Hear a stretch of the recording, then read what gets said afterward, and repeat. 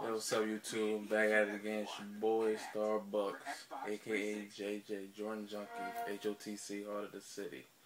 Yeah, this video gonna be about one thing a lot of people complain about on Jordan, even me myself. Quality, quality, quality. Now, me myself, on one hand, I really don't care. But on the other hand, as I'm getting older, money becomes tighter, and I have a child to worry about now. Other people, I'm responsible for somebody else's life other than my own, so I gotta make sure they eat, have clothes, all that other shit that come along. So I can't worry about myself. So basically, I seen something on the internet that made me question Air Jordan brand altogether, and it actually made me think. Now I understand why some people buy fakes, and I understand why I used to buy fakes, or I even consider it still sometimes, because the quality I see on sneakers sometimes, it just, like, it makes you feel like you're buying a fucking fake sometimes, except for the simple fact it won't fall apart. But I'm about to show you what I saw. First, before I do that, I'm just talk about what I have on. Yeah, I'm on my nerd shit, got my glasses on, little jewelry and shit. About to step out soon. And these on wear Orions. Yeah, I really don't like these, but just got them, get them. They was on sale. But yeah. Now the shoe that I'm gonna show you that I seen the most poorest quality I've ever seen on a authentic shoe is these. Air Jordan 5 Metallic. Of course, you know they dropped in August. I just copped them a couple weeks ago. Yes, I wore them a couple times, but still icy, as you can see. Well, I'm gonna just show you mine first. Mine's, I'm not gonna lie, it's a little bit fucked up. You probably can't see it on camera, but see that the paint is overlapping. Like, I mean, it's not that bad, but it could be better since they're authentic. And I paid $150 for them. But it's if you're not up close, you're not gonna see that. But the one I'm about to show you, you're gonna understand why people complain. Now, look at this shit. Do you see that? I don't know if the camera can pick that up. That shit is not painted all the way. Let me play it for you. Shoe originally came out in 1990. Incorporate a little bit of the fours here with this mesh panel, a little bit of threes back here with the. Now, with that being said, that right there will make you mad as shit. You're not gonna you're not gonna pay $150 for that shitty ass paint job. Now, let's look at my shoe again. This right here was not painted all the way. It was just black. Like, that's fucking unacceptable. Like, some stuff, minor stuff you complain about, it's not that bad. Like, maybe this, like on the OG ones or on the first retro ones, this is black, not red. And they have a Jordan sign on the back on the OG ones, and the first ones that retro had the Nike sign on the back. You want it, but you're not going to complain about it. Well, is there anything else I heard? Oh, yeah. My little brother just put me onto this. The webbing, it's not as wide as it's supposed to be because he got wolf grays and the webbing is way bigger.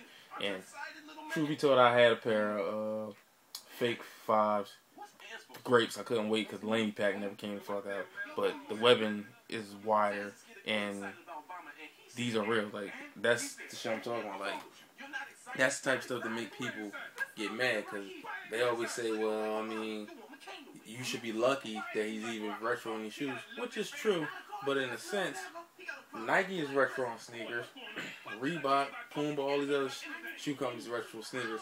They may not, every shoe may not be as high priced as a Jordan, but the quality is not poor. Like, Air Force Ones came out in, what was it? I think 85, 86, I may be wrong, correct me if you want to, but the quality on the Air Force One is never shitty, ever. I done had a million Air Force Ones in my life. The quality ain't never fucked up. Like, they ain't never stitched out, they ain't never painted wrong, or ain't painted as much as it's supposed to be. None of that. It's like the only problems or constant bitching you hear about quality is with Jordans. And Jordan is like the most sought after basketball shoe, and it's like it's more worn outside of the basketball court. Like it's worn on the streets. So I mean, I'm continuously copping, but that right. Let me show you again. That shit right there. That makes me not want to buy one. If I see that, that alone right there, just shows me that from now on, when I go to the store to buy a shoe, I'm trying them on, and I'm looking in the box. Cause I'll be honest with you, when I bought double metallic fives, I didn't even look at the box. I just made sure it was a size 10.5.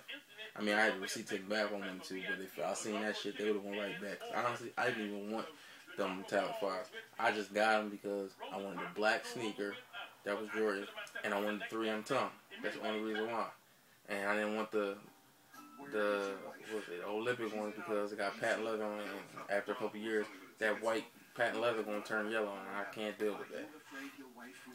But yeah, on another note, I forgot to make a video for this, but another disappointment from Jordan was that goddamn announcement a couple days ago. Like, he's like building everybody buzz up just to let him down.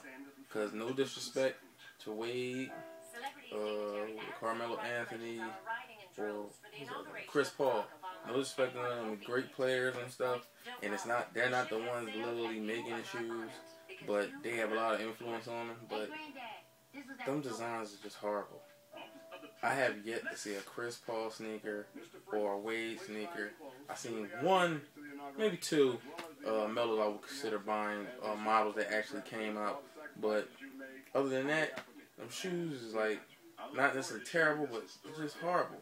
It's like charging all this money, and on top of that, you putting all this performance in the shoe. So basically, them shoes are really for basketball. Like I hardly ever see anybody buying them shoes and they actually wear them outside somewhere. Like last time I seen somebody wear something that was Jordan, other than actual Air Jordan shoe line, it was the Melo 5.5. That was the only ones. And if you notice, they were actually Jordans. They just mashed them together. Like it's like he can't escape the Jordan series, the Air Jordan signature shoes. Like from 1 to I say 13, all of them, he can't escape them. They're like the highest selling shoes he has to date. Honestly, like I mean maybe the 14. Like it's them ones. After the 14, they sell too. But I mean, when you hear collectors or Jordan heads or sneakerheads, when they talk about Jordan, what's the most ones you hear about? Mostly the ones that you hear about are the bandits. You don't really hear too much about twos.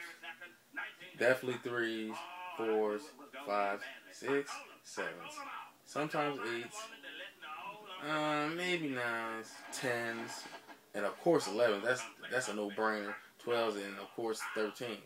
Like you hear about 14s now because the light graphite just came out today. And I passed on those. I had bills, so that's a shoe. Like I'm not gonna break my neck to buy them. If I can't get them, I can't get them. But I'll let my little brother cop them. I'm waiting for the cements. The 15s, you don't hear shit about them because they ain't retro them yet, except for the countdown pack. 16s, nah, I don't hear nobody talking about them. 17, you only hear about the suitcase. See, like, basically you don't hear about none of them. Especially you don't hear about the 2011s that just dropped, not this year. You never hear about 2010. Nobody really liked them. I particularly, they was okay for me.